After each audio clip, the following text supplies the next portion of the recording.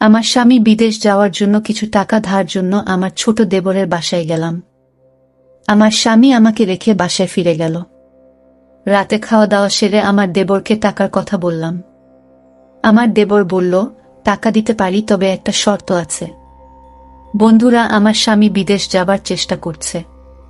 ইদানিং মিস্ত্রি কাজ করে সংসারের ভরণ পোষণ চলে না।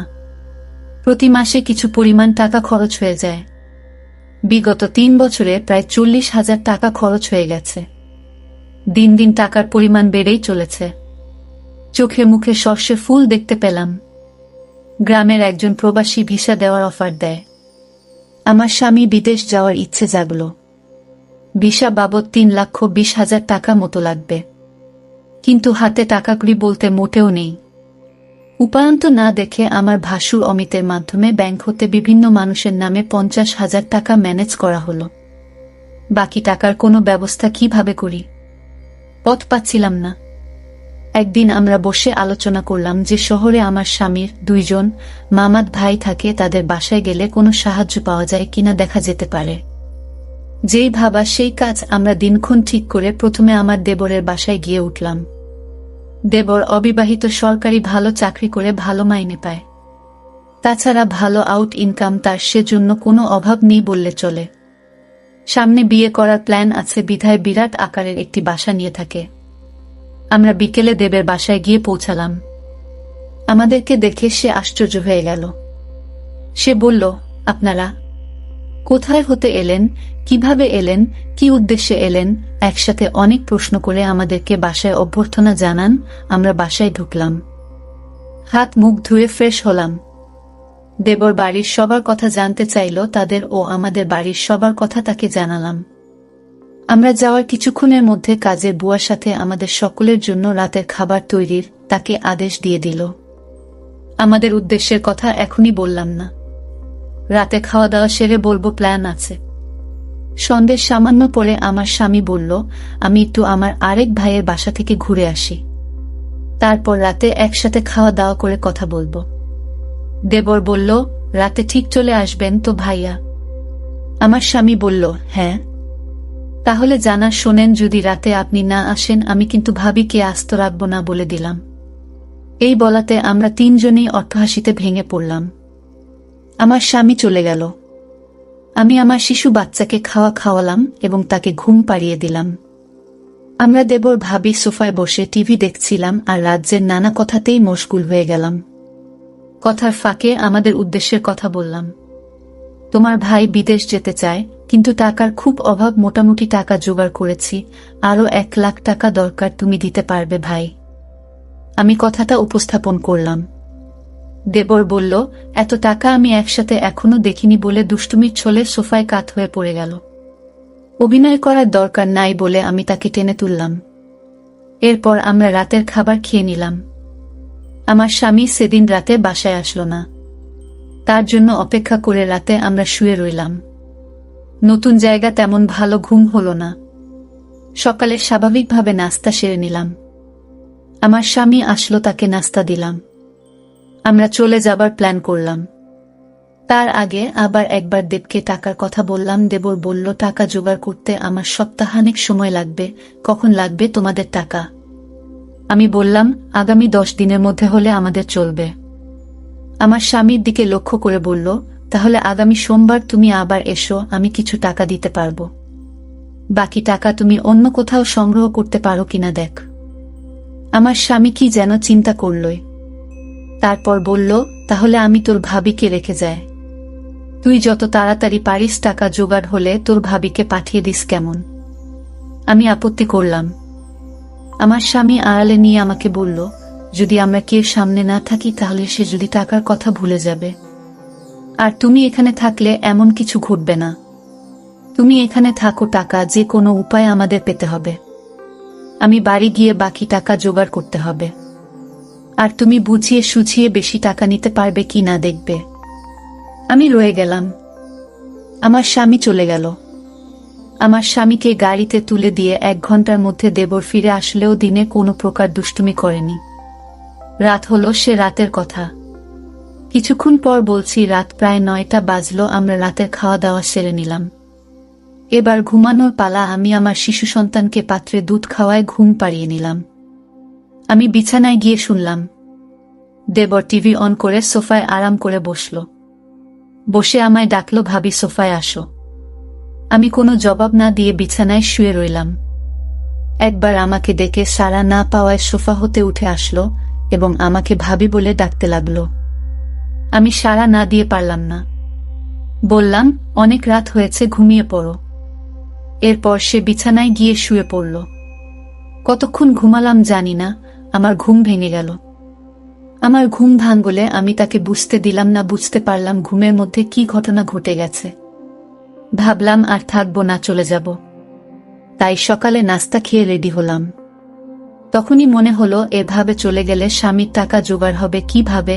নানান কথা ভাবতে ভাবতে সকাল 9টায় আমাকে একটা মোবাইল ফোন দিয়ে দেবর বলল অফিস হতে আমি যোগাযোগ করতে পারি, তাই এটা দিলাম।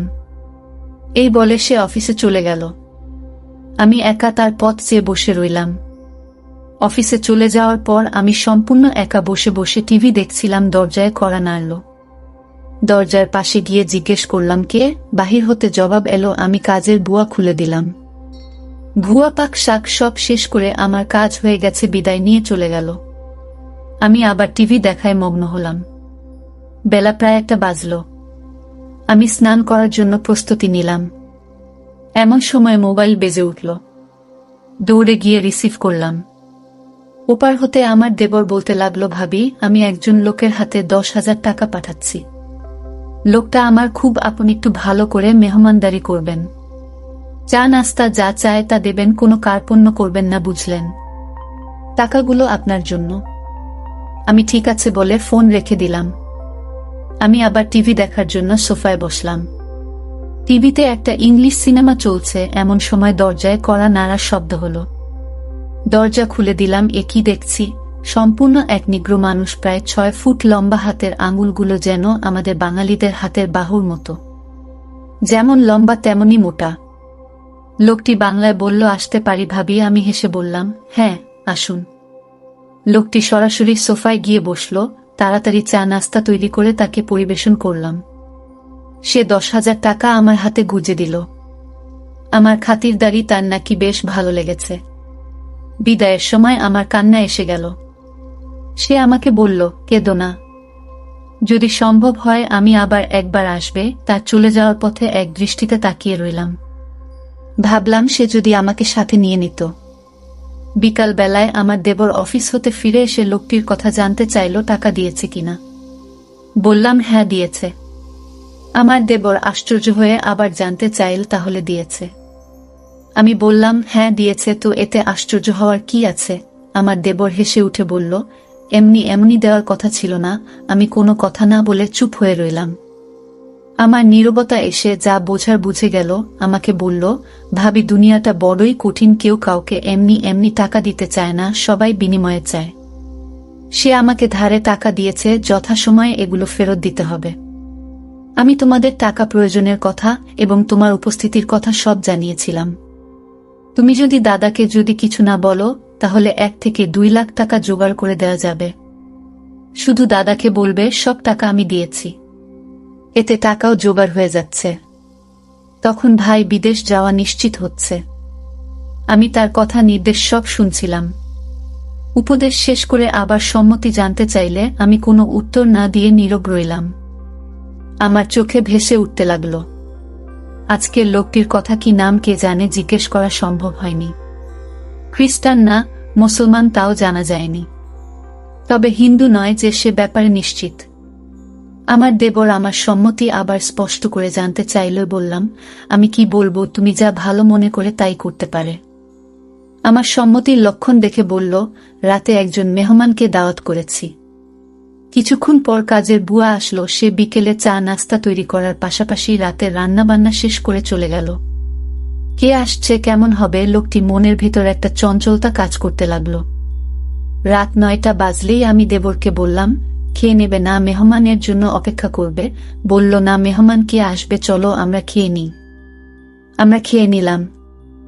আমরা বসে বসে টিভি দেখছি। প্রায় রাত 10টা। দরজায় খটখট আওয়াজ শুনলাম। বুঝলাম মেহমান এসে গেছে। আমার দেবর দরজা খুলে দিল। মেহমান ঘরে ঢুকে জানতে চাইল তোমার ভাবি কই। দেবর বলল ভিতরে আছে। দুজনে একসাথে আমি যে ঘরে আছি সে ঘরে চলে গেল। দেবর তার সাথে আমাকে পরিচয় করিয়ে দিল। লোকটি দেবকে উদ্দেশ্য করে বলল, তোমার ভাবিকে তো দেখতে দারুণ লাগছে। আমি 1 মিনিট টিভির দিকে তাকিয়ে আছি। সকালে ঘুম হতে উঠে ফ্রেশ হলাম। তারপর দুজনে চা নাস্তা খেলাম। আমার দেবর সকাল 9টায় অফিসে রওনা হয়ে গেল। আজ কোনো মেহমান আসবে কিনা বলে গেল না। আমার কাছে গতকালের রেখে যাও তার মোবাইলটা কিন্তু আছে। হয়তো যোগাযোগ করবে, না করলে আরো ভালো। আজ বিশ্রাম নেওয়া দরকার। দেবর চলে যাওয়ার পর আমি বিছানায় শুলাম। কেমন জানি একা একা লাগছে। ভুয়া আসলো দরজায় নক করার সাথে সাথে আমি গিয়ে খুলে দিলাম। ভুয়া তার কাজ ঘন্টা দেড়েকের মধ্যে শেষ করে চলে গেল। আমি আবার একা হয়ে গেলাম। ঘরের দরজার খিল মেরে দিয়ে বিছানায় শুয়ে পড়লাম। আজকের দিনের সব ঘটনা ভাবতে ভাবতে হঠাৎ মনে হলো দরজা খুলে কেউ যেন প্রবেশ করছে। ভাবলাম আমার দেবর হয়তো আজ তাড়াতাড়ি ফিরে এসেছে। বিছানা থেকে উঠলাম না। দেবের সাথে দুষ্টুমি করার জন্য ঘুমের ভান ধরে শুয়ে রইলাম।